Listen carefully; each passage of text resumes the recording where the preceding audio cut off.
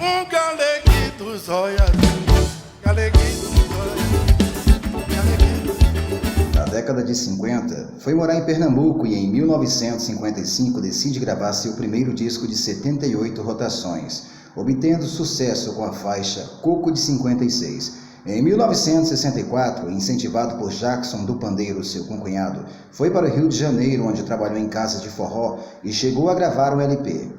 Contudo, o sucesso só chegaria mesmo em 1975, com a música Severina Shake Shake, cujo verso "Ele tá de olho é na boutique dela" tornou-se o mais popular do compositor. Graças a essa composição de sua autoria e de João Gonçalves, ele vendeu cerca de 800 mil cópias. Em 1976, lança o disco Vamos Mariquinha, que contém as faixas É Aí Que Você Se Engana, Forró da Gente, Sanfoneiro Alagoano, Eu Preciso Namorar e A Mulher da Cocada. Em abril de 2010, a cantora Ivete Sangalo se preparava para um show no Madison Square Garden, em Nova York. No fim do mesmo ano, gravou em dueto com o cantor campinense a música Chevette da Menina, a música cuja personagem central se chamava Ivete.